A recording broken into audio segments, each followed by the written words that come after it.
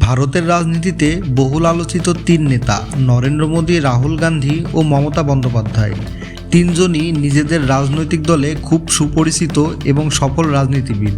কিন্তু একটি বিষয় তাদের তিনজনের মধ্যে খুব মিল রয়েছে, আর তা হলো তারা অবিবাহিত ও সঙ্গীহীন জীবনযাপন করছেন। তিনজনই নিজেদের জীবন উৎসর্গ করেছেন জনসেবায়।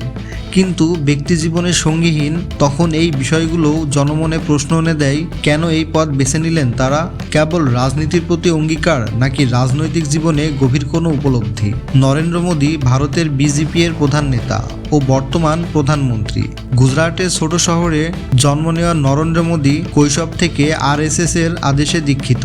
যৌবনকালে বিয়ে করলেও রাজনীতির জন্য সংসার জীবন থেকে নিজেকে দূরে রেখেছেন পুরোপুরি। বৈবাহিক জীবনের দায়িত্ব এবং রাজনৈতিক অধিকারের মধ্যে সমন্বয় করা কঠিন হওয়ায় তিনি বেছে নেন একাকী পথ। রাহুল গান্ধী, যিনি কংগ্রেসের শীর্ষ নেতা এবং এক অভিজাত রাজনৈতিক পরিবারের সন্তান। দাদি ইন্দিরা গান্ধী ও বাবা রাজীব গান্ধীর হত্যার পর দায়িত্বের চাপে ব্যক্তিগত জীবন যেন তার কাছে বিলাসিতা। তার কাছে জনগণের সেবা ও দায়িত্ব পালন সর্বাধিক গুরুত্বপূর্ণ। সেজন্য তিনি ব্যক্তিগত জীবনে বিবাহ করেননি। মমতা বন্দ্যোপাধ্যায় ভারতের রাজনীতিতে এক শক্তিশালী নারী মন্ত্রী, যিনি বর্তমান পশ্চিমবাংলার মুখ্যমন্ত্রী। রাজনীতির জন্য প্রেম আর নিষ্ঠায় তিনি ব্যক্তিগত জীবনে বিয়ের গুরুত্ব দেননি। তিনি পশ্চিমবাংলার মানুষের জন্য জীবন উৎসর্গ করেছেন। তার মতে জনসেবা এবং ব্যক্তিগত জীবনের মধ্যে ভারসাম্য রাখা বেশ কঠিন।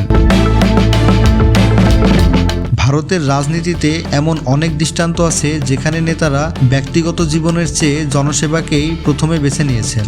রাজনীতিতে যখন সময় ব্যয় করতে হয়, তখন ব্যক্তিগত সম্পর্ককে সঠিক গুরুত্ব দেওয়া অসম্ভব হয়ে যায়। সেজন্য ভারতের শীর্ষ তিন নেতা বিবাহ থেকে নিজেদেরকে দূরে সরিয়ে রেখেছেন বলে মন্তব্য করেন বিশ্লেষকরা।